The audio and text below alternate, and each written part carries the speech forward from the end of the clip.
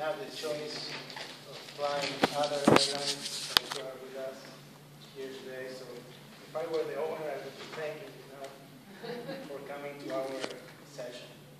And I do.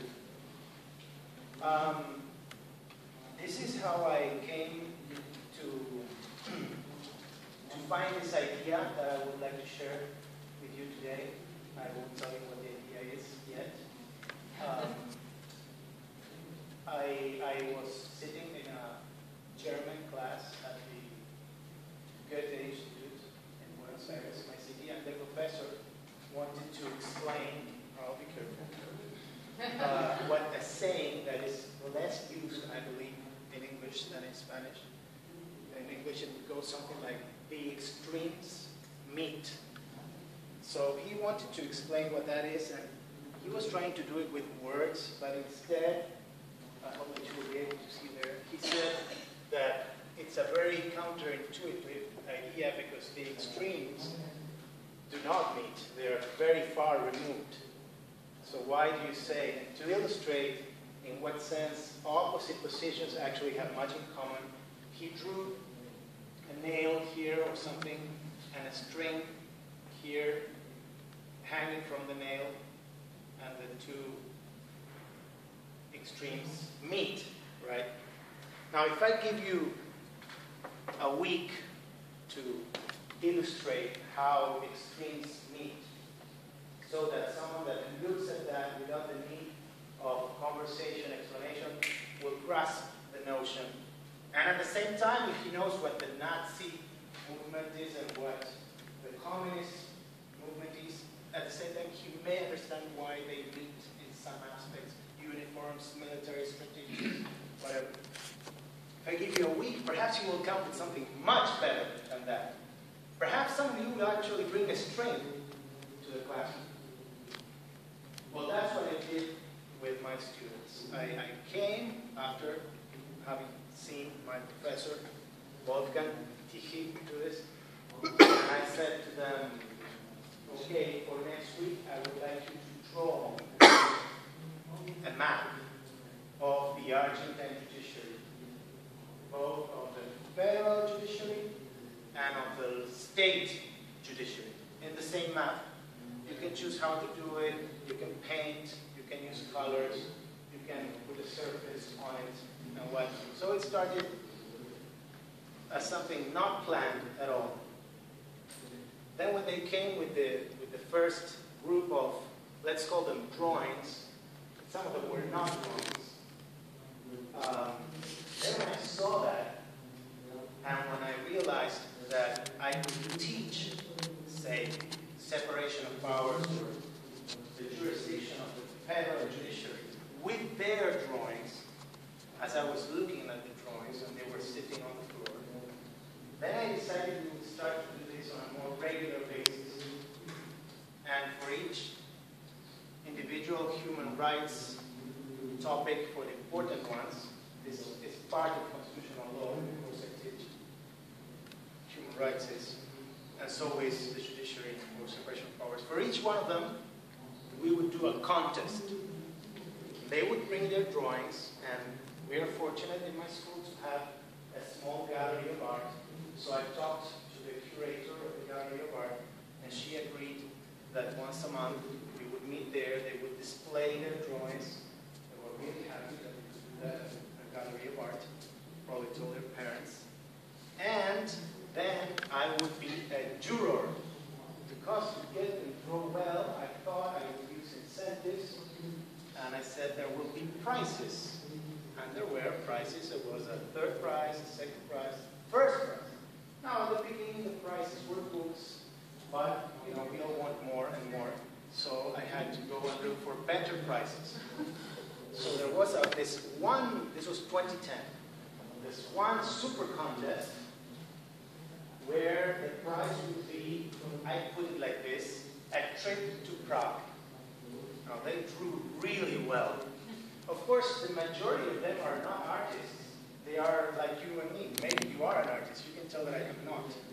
But the prize is not for the artist. It's for the person that can convey a concept visually. The visual is the thing here. And there's lots of psychological theory behind the notion that some of us, many of us, are visual learners. I won't go into this today. Prague, actually, what happened was that there was in Prague youth leadership conference. There is every year. And I know the Americans that run it. So I got in touch with them, I explained the situation, and they agreed to sponsor every year one of the students, the one that basically I nominated. Later, I'm going to show you one of the pictures by one of the students that won the Super Award. The problem, of course, with this system is that I had too many drawings to evaluate, and if you're going to award a trip to Prague, then you want to be careful about the way you do it. So I designed a system whereby, like in golf, I don't know if you know, in golf, there is a tournament that runs Thursday to Sunday, for example. You have 100 people. Only 50 do the cut. They pass to the weekend, depending on your performance on Thursday and Friday. So I hired 2 teaching assistants, 2 women. They had been students trained with this system in 2010. We're now in 2011. And they would take care of the cut. So I would receive 50% of the total. And of course, there was some tension there because your professor would not get to see you because these 2 girls, they had a lot of authority and so on. But it was the only way we could do it, and I could spend more time with each one of the pictures or drawings. Examples of issues that were illustrated with this system: conflicts of rights, for example. There are some topics, there's like a pattern, that lend themselves especially, but not only human rights, of course, to this kind of thing, of drawing them. For example, another one was theories on the right to privacy.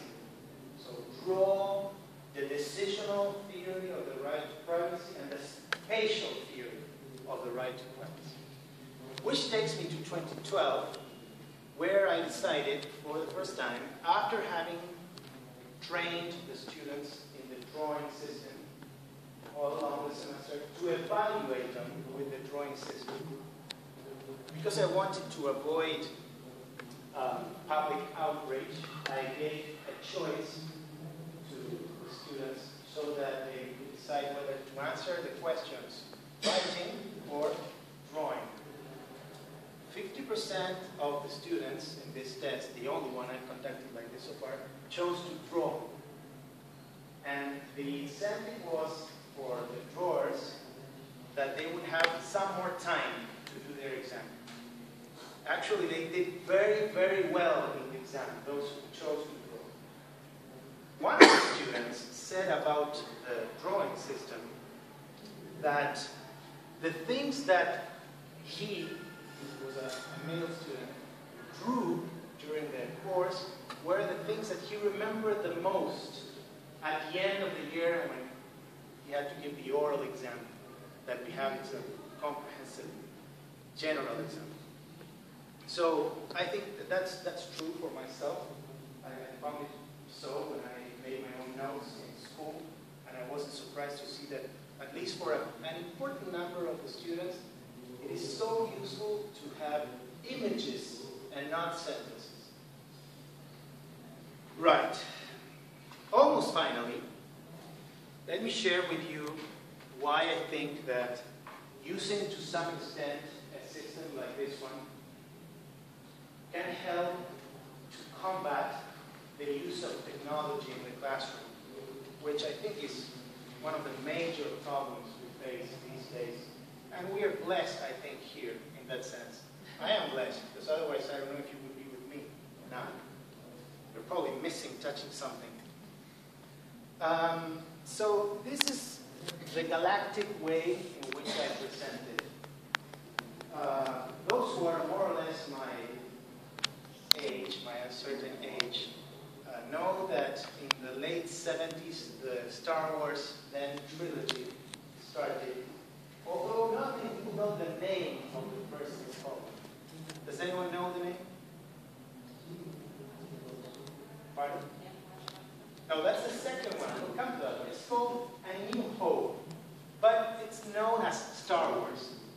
we meet Luke Skywalker and Han Solo and all that. Right, so for the professor, for some professors, what was the new hope? The new hope was PowerPoint presentations. So there was a time when some of us decided that that's the way to do it.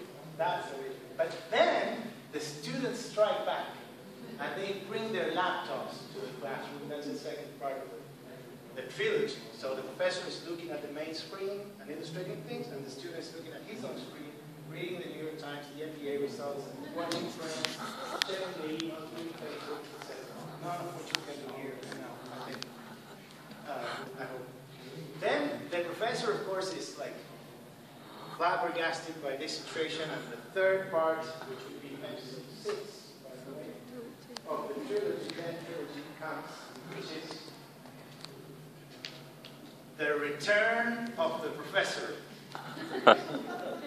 where the professor had turned off the light to show his own slides without knowing that the darkness facilitated mischief, turns on the light now, and he doesn't want anymore the screen, and he looks at his or her students' eyes and talks to them like in the old days. Now, if you have people do things, on the other hand, draw, for example, or play like the little kids, bear in mind that the law of degree in Argentina is an undergraduate degree, like in many of your countries, like the US. So if they're doing things, it's more difficult, of course, to be at the same time doing another thing, maybe watching a movie. Now, Anna, really finally, I am going to show you one of the drawings, and in 1 minute, I am going to explain it to you. I don't need more than 1 minute, because precisely the trick with this is that if it's well done, you don't need words, right? The topic that this picture illustrates is the topic of how the police power, the power of regulation of the government, of the states, relates to human rights, to constitutional rights. Is there a collision between the police power and human rights? Is there a harmony? Is there both? So I had taught this for 1.5 hours, and I struggled with this notion, and this student, Sofia Arroyo, from Catholic University, came to solve the problem in the following way. She thought that well, I'll give you 30 seconds of silence, and then I'll speak for 30, and then you got, I promised it. Can you?